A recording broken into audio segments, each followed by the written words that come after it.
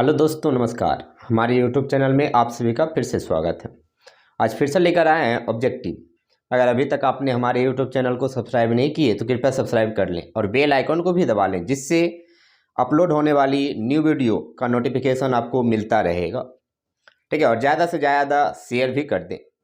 ठीक है, तो चलिए आज का पहला क्वेश्चन यानी 226 नंबर का कहता है कि निम्नलिखित में कौन सा संबंध सही है। ठीक है, नन्नू संबंध यहाँ जो बतला रहा है नन्नू एन क्या है, तो बाबू एन जो आपका है वो माध्यम का वर्तनांक है, लेकिन यहाँ लिखा गया एन ए जी। ठीक है, इसका मतलब ये हुआ कि ग्लास का वर्तनांक किसके सापेक्ष, तो एयर के सापेक्ष। ठीक है, यानी वायु के सापेक्ष। तो अगर इस टाइप का कभी रहे तो आपको ध्यान रखना है कि अगर यहाँ μ1 मान लो ए सी है, म्यू ए सी का मतलब अगर इस टाइप का है तो इसको हम लिख सकते हैं म्यू ए यहाँ बी गुना म्यू बी और यहाँ सी, यानी यहाँ इसका स्टार्ट था ए तो पहला में स्टार्ट ए से और लास्ट किससे, सी से। उसी तरह अगर यहाँ बात करें तो एन ए जी है तो इसको लिख सकते हैं एन ए डब्ल्यू और इंटू एन डब्ल्यू जी। क्यों, तो देखो अगर जब हम इसको सॉल्व करेंगे ये चीज़ आपको याद रखना है। चलो हम उसको सॉल्व करके देखते हैं। तो एन ए जी की अगर बात किया जाए, ठीक है, तो अगर बात किया जाए पहला नंबर, तो चलो हम पहला नंबर सॉल्व करते हैं कि आता है कि नहीं। अगर एन ए डब्ल्यू है, क्या है, एन ए डब्ल्यू और इंटू एन डब्ल्यू जी, यानी माध्यम यानी डब्ल्यू का अपवर्तनांक किसके सापेक्ष, ए के सापेक्ष, तो इसको लिखेंगे एन डब्ल्यू भागा N A. N W G को लिखेंगे एन जी भागा N W. N W cut गया, क्या बचा है, एन जी भागा एन ए। इसका मतलब बचा है एन जी और किसके सापेक्ष, ए के सापेक्ष। तो कौन सा ऑप्शन होगा, तो आपका ए नंबर। तो ध्यान देखना, इसको लास्ट वाला सॉल्व करके आना चाहिए, एन जी भागा एन ए, तभी ये मान होगा। ठीक है, तो इसमें किसमें आया, एन जी भागा एन ए का मतलब हुआ कि जी का अपवर्तनांक किसके सापेक्ष, तो ए के सापेक्ष। दूसरा बोला गया कि निर्वात में प्रकाश की चाल होती है। तो ध्यान से देखो, निर्वात में प्रकाश की चाल को हम किससे सूचित करते हैं, सी से। और सी का जो मान होता है नन्नू वो कितना होता है, तो 3 गुना 10⁸ मीटर पर सेकेंड। तो 3 गुना 10⁸ मीटर पर सेकेंड कौन सा नंबर है, बी नंबर। तो आपको ध्यान रखना है कि निर्वात में जो प्रकाश की चाल होगा कितना होगा, 3 गुना 10⁸ मीटर पर सेकेंड। नेक्स्ट पूछा है कि लेंस की क्षमता होती है। तो लेंस की क्षमता यानी लेंस की क्षमता का एसआई मात्रक है। तो लेंस की क्षमता का एसआई मात्रक आपका क्या होता है, तो डायोप्टर। याद रखेंगे कि लेंस की क्षमता का एसआई मात्रक क्या होता है, डायोप्टर। और डायोप्टर जो होते हैं वो किसके, पर मीटर के बराबर होता है। नेक्स्ट बोला गया कि किस कारण वायु का बुलबुला पानी के अंदर चमकता दिखाई देता है। ठीक है, तो नन्नू पानी के अंदर जो चमकता है वो उसका मेन कारण है पूर्ण आंतरिक परावर्तन। ठीक है, वायु का बुलबुला पानी के अंदर किस कारण चमकता है, तो पूर्ण आंतरिक परावर्तन के कारण। तो ऑप्शन कौन सा होगा, सी नंबर। नेक्स्ट बोला गया कि जल तथा कांच का अपवर्तनांक दे दिया। जल तथा कांच का अपवर्तनांक दे दिया। आगे पूछा है कि जल का कांच के सापेक्ष, नन्नू जिसका अपवर्तनांक पूछा, किसका पूछा, जल का। तो जल का पूछा तो जल का कितना है, 4/3। किसके सापेक्ष पूछा, तो कांच का। तो कांच का कितना है, 3/2। तो 4/3 और गुना 2/3। जिसका पूछा उसके अपवर्तनांक को ऊपर और जिसके सापेक्ष पूछा उससे भाग दे देंगे। तो किसका पूछा, जल का, तो 4/3। किसके सापेक्ष, तो आपका कांच के सापेक्ष, तो 3/2। सॉल्व करेंगे, 4 दूना 8/9। 8/9 कौन सा ऑप्शन है, डी नंबर। तो सबसे पहले फिर से हम रिपीट करने जा रहे हैं कि निम्नांकित या निम्नलिखित में कौन सा संबंध सही है। तो अगर ये क्वेश्चन है तो नूनू ध्यान रखना कि अगर यहाँ एन ए जी है तो लिखेंगे एन ए, जो भी यहाँ आएगा दूसरा वाला में यहाँ से स्टार्ट होगा और यहाँ लास्ट है तो उससे लास्ट हो जाएगा। ऐसे तरीका याद रखो। दूसरा ध्यान रखना कि निर्वात में प्रकाश की चाल जो सी का मान होता है वो कितना होता है, 3 गुना 10⁸ मीटर पर सेकेंड। नेक्स्ट क्या बोलेंगे कि लेंस की क्षमता का जो एसआई मात्रक है वो क्या है, डायोप्टर। ठीक है, लेंस की क्षमता का एसआई मात्रक है डायोप्टर। नेक्स्ट बोला गया कि किस कारण वायु का बुलबुला पानी के अंदर चमकता दिखाई देता है। तो आपको ध्यान रखना है पूर्ण आंतरिक परावर्तन के कारण। नेक्स्ट बोला गया जल तथा कांच का अपवर्तनांक क्रमशः 4/3 तथा 3/2 है। तो जल का कांच के सापेक्ष अपवर्तनांक होगा कितना हुआ, 8/9। चलिए अब आगे बढ़ते हैं। नेक्स्ट क्वेश्चन बोला गया कि मृग मरीचिका का कारण है। नूनू मृग मरीचिका होता क्या है, जैसे मान लो गर्मी के दिन में बहुत ज़्यादा धूप पड़ रहा है तो वैसे केस में रोड पर, ठीक है, हम जब चल रहे होते हैं तो हमको जहाँ पेड़ रहता है तो वहाँ लगता है कि पानी है, ठीक है, वहाँ क्या अनुभव होता है, पानी। तो पानी अनुभव सिर्फ होता है, एक्चुअल में ऐसा कुछ होता नहीं है। तो उसी को हम कहते हैं मृग मरीचिका, यानी इस टाइप का जो एहसास होता है, ठीक है, उसको हम क्या कहते हैं, आभास जो होता है इस टाइप का, उसको हम क्या कहते हैं, मृग मरीचिका। तो दोनों मृग मरीचिका में दो घटना होती है, एक होती है पूर्ण आंतरिक परावर्तन और दूसरा होता है अपवर्तन।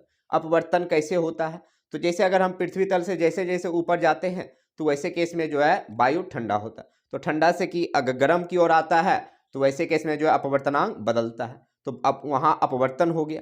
दूसरा चीज देखो, पृथ्वी तल से जहाँ पानी अनुभव होता है वहाँ से टकरा करके हमारे आँख तक हो रहा है, यानी परावर्तित होकर, तो वहाँ जो है किसी प्रकार का जो है परावर्तक सतह है नहीं, बल्कि क्या होता है, पूर्ण आंतरिक परावर्तन। तो यहाँ से अगर हम बात करें नूनू, तो आपको ध्यान रखना है सबसे पहला चीज कि मृग मरीचिका का कारण है तो क्या है, अपवर्तन और पूर्ण आंतरिक परावर्तन।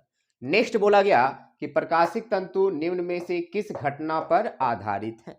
तो आपको ध्यान रखना है कि प्रकाशिक तंतु नूनू जो है, प्रकाशिक तंतु हमेशा पूर्ण आंतरिक परावर्तन की घटना पर आधारित होता है, यानी प्रकाशिक तंतु में जो है पूर्ण आंतरिक परावर्तन की घटना होती है। तो इसका ऑप्शन आपका कौन सा होगा, बी नंबर। नेक्स्ट बोला है कि यदि किसी लेंस की फोकस दूरी f जो है वो किस में है, मीटर, इतना मीटर है, तो अगर फोकस दूरी मीटर में होती है तो ऐसे केस में उसकी जो क्षमता होती है फोकस दूरी का व्युत्क्रम होता है, यानी क्या होगा, 1/f। लेकिन अगर यही सेंटीमीटर में होता तो इसका मान होता 100/f डायोप्टर, ठीक है। लेकिन अगर यही मीटर में है तो कितना होगा, 1/f डायोप्टर। नेक्स्ट बोला गया कि एक लेंस की फोकस दूरी कितना है, 20 सेंटीमीटर। तो अगर सेंटीमीटर में है, बार बार हम बोल रहे हैं कि P का जो मान होता है, P का मतलब क्षमता, P का जो मान होता है वो होता है 1/f, ये कब, जब मीटर में हो, ये होता है 100/f जब ये कब, सेंटीमीटर में है, ठीक है। तो ऐसे केस में अगर बात करें तो 100/f सेंटीमीटर में कितना होता है, तो देखो ध्यान से 20, तो इतना डायोप्टर होता है, 20 बचे 100 यानी 5 डायोप्टर। तो 5 डायोप्टर कौन सा होगा, डी नंबर। नेक्स्ट बोला कि क्रांतिक कोण सघन माध्यम में वह आपतन कोण है जिसके संगत विरल माध्यम में अपवर्तन कोण होता है। तो विरल माध्यम में अपवर्तन कोण कितना डिग्री होता है, 90 डिग्री। 90 डिग्री के संगत आपतन कोण को ही हम कहते हैं क्रांतिक कोण। तो सबसे पहला चीज हम क्या बोले, फिर से आप सुनिए, हम बोले कि मृग मरीचिका की अगर बात किया जाए तो मृग मरीचिका का कारण क्या है, तो अपवर्तन और पूर्ण आंतरिक परावर्तन, यानी इसमें दोनों घटना होती है। नेक्स्ट बोला गया प्रकाशिक तंतु निम्न में से किस घटना पर आधारित है। तब बाबू आपको ध्यान रखना है कि प्रकाशिक तंतु पूर्ण आंतरिक परावर्तन की घटना पर आधारित है। नेक्स्ट बोला गया यदि किसी लेंस की फोकस दूरी f मीटर हो तो इसकी क्षमता का मान होगा, तो क्षमता कितना होगा, 1/f डायोप्टर। लेकिन अगर यही सेंटीमीटर में होता तो इसका मान होता 100/f डायोप्टर। नेक्स्ट बोला गया एक लेंस की फोकस दूरी 20 सेंटीमीटर है, तो सेंटीमीटर में कितना होता है, 100/f। तो 100 में 20 से भाग देंगे तो कितना आएगा, 5 डायोप्टर। नेक्स्ट बोला गया क्रांति कोण सघन माध्यम में वह अपतन कोण होता है जिसके संगत विरल माध्यम में आवर्तन कोण कितना डिग्री होता है, तो 90 डिग्री। चलिए अब इसको मिटाएंगे।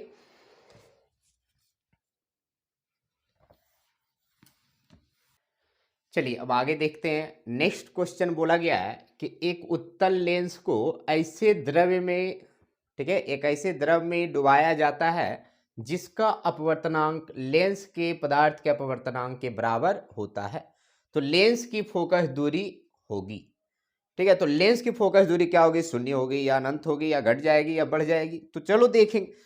आपने पढ़ा होगा कि 1/f बराबर μ2 minus μ1 minus μ2/μ1 minus 1 into 1/r1 minus 1/r2।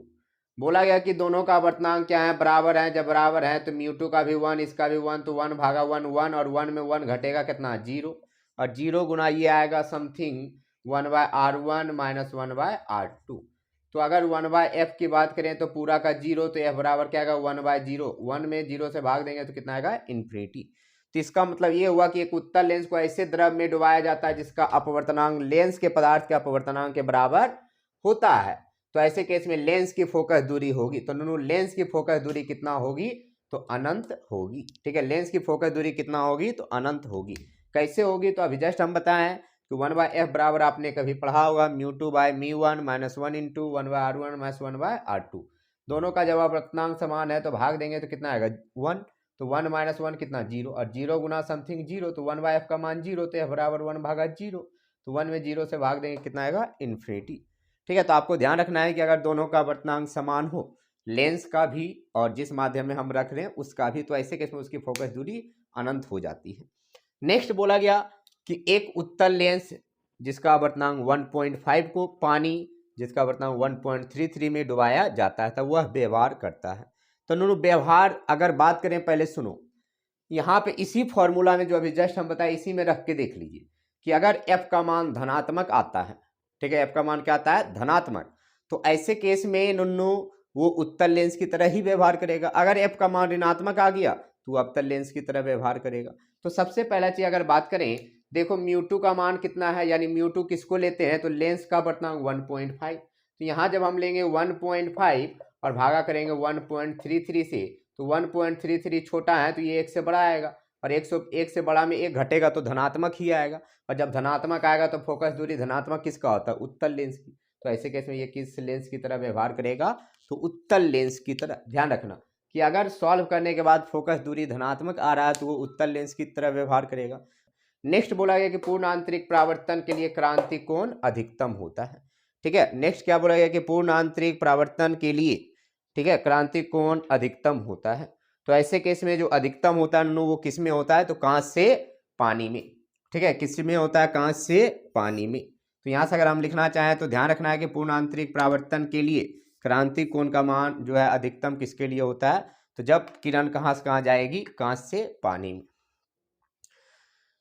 Next बोला गया कि कांच से हवा में प्रवेश करते समय, कांच का ध्यान से रखो कि कांच से यानी शीशा से हवा में प्रवेश करते समय किस प्रकाश का क्रांति कोण सबसे कम होता है। ठीक है, किस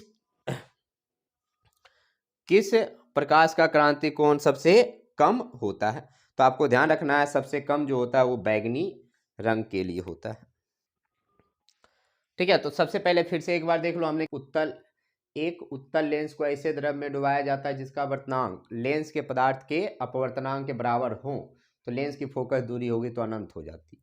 एक उत्तल लेंस जिसका वर्तनांक 1.5 को पानी यानी 1.33 में डुबाया जाता है, तब वह व्यवहार करता है किस लेंस की तरह, उत्तल लेंस। फिर बोले कि पूर्ण आंतरिक परावर्तन के लिए क्रांति कोण अधिकतम होगा किससे, तो कांच से पानी में।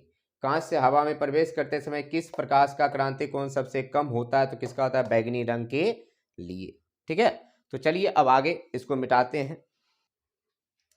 चलिए अब आगे की बात करेंगे। नेक्स्ट क्वेश्चन जो है बोला गया कि माध्यम 1 से माध्यम 2 को जाने वाली प्रकाश पुंज के लिए क्रांति कोण कितना है, थीटा। तो ऐसे केस में मान लीजिए ये आपका माध्यम 1 है, ठीक है, और ये क्या है, माध्यम 2। माध्यम 1 की बात करें तो माध्यम 1 में क्रांति कोण कितना है, थीटा। तो इसका वर्तनांक मान लीजिए μ1 और इसका वर्तनांक मान लीजिए μ2। तो अगर क्रांति कोण थीटा, इसका मतलब ये कोण कितना डिग्री, 90 डिग्री। तो अगर स्नेल के नियम से चलेंगे तो μ1 साइन थीटा बराबर μ2 साइन 90 डिग्री। ठीक है, लेकिन अगर बात करें तो यहाँ बोल दिया है कि प्रकाश का वेग जो है माध्यम 1 में कितना है, v है। तो प्रकाश का वेग अगर माध्यम 1 में v है तो μ1 बराबर क्या होता है, तो c भागा v साइन थीटा। μ2 बराबर अगर माध्यम 2 का वेग निकालना है तो यहाँ लिखेंगे c भागा v डैश, मान लो माध्यम 2 में वेग। ठीक है, यानी इसमें वेग जो है v है और इसमें वेग क्या है, v डैश। तो यहाँ क्या लिखेंगे, μ2 बराबर c भागा v डैश। साइन 90 का मान कितना होता है, 1। अब देखो इसको सॉल्व करेंगे नो, c से c कट गया, तो इधर अगर बात करें कोना कोनी गुना करेंगे तो क्या आएगा, देखो ध्यान से, हमको निकालना है v डैश। तो यहाँ बचा साइन थीटा भागा v बराबर 1/v डैश। तो v डैश बराबर अगर उलट दें तो उलट देंगे तो v डैश बराबर, देखो डैश बराबर क्या आएगा, देखो ध्यान से, v भागा साइन थीटा। और साइन थीटा को क्या कहते हैं, तो v भागा साइन थीटा कौन सा ऑप्शन है, बी नंबर, तो बी ही हो जाएगा। ठीक है, फिर से सुन लो, हमने क्या बोला, क्वेश्चन में बोला गया माध्यम 1 से माध्यम 2 को जाने वाली प्रकाश पुंज का क्रांति कोण। तो ये माध्यम 1 और ये क्या माने 2, इस माध्यम का वर्तनांक μ1 और इसका वर्तनांक μ2। इसका वर्तनांक μ1 है, इसका μ2 है, यहाँ का वेग v है और यहाँ का v डैश है। तो क्या होगा, तो μ1 साइन थीटा बराबर μ2 साइन 90 डिग्री। साइन 90 का मान 1 होता है, μ2 बराबर c भागा v डैश, c भागा v, c से c कट गया तो यहाँ से क्या आएगा, साइन थीटा बटा v बराबर 1/v डैश, v डैश बराबर v भागा साइन थीटा। तो ये आपका ऑप्शन कौन सा हो गया, तो देख लो बी नंबर। ठीक है, तो चलिए आज यहीं तक रहने दीजिए, अब हम आपसे मिलेंगे नेक्स्ट वीडियो में। ठीक है, बहुत बहुत धन्यवाद।